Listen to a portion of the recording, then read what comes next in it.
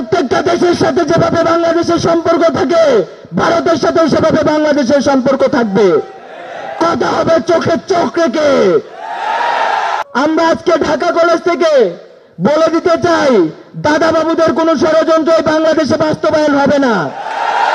দাদা বাবুদের সকল ষড়যন্ত্র মুক্ত ঢাকা কলেজ আগে রুখে দাঁড়াবে। স্বৈরাচারের রক্ত চক্ষুকে উপেক্ষা করে আমরা আজকের এই মঞ্চে দাঁড়িয়েছি।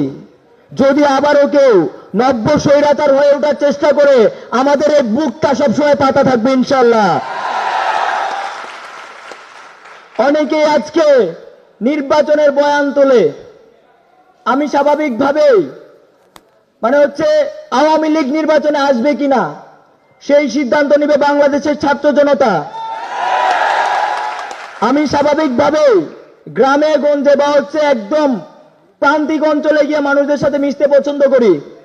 যতগুলা জায়গায় আমি গিয়েছি, আজ পর্যন্ত একজন মানুষও বলে নাই যে আওয়ামী লীগ নির্বাচনে আসবে কিনা এটা পরের আলাপ, আগে আওয়ামী লীগের বিচার নিশ্চিত করতে হবে। প্রত্যেকটা মানুষ গ্রামে গঞ্জে আনাচে কানাচে প্রত্যেকটা মানুষের চোখের দুশ্মন হচ্ছে এই আওয়ামী লীগ। কারণ তারা তাদের সন্তানদেরকে হত্যা করেছে। আপনি কি আপনার সন্তানদেরকে যে হত্যা করবে তাকে এভাবে মাফ করে দিবেন? আমরা এত সুশীল হইতে পারি নাই, আমরা এত সুশীল হইতে পারবো না। যারা আমার ভাইদেরকে হত্যা করছে তাদের বিচার নিশ্চিত করতে হবে। তারপর বাংলাদেশের জনগণ নিশ্চিত করবে আওয়ামী লীগের মতো সন্ত্রাসী সংগঠন রাজনীতিতে আসবে বা নির্বাচনে আসবে কি আসবে না।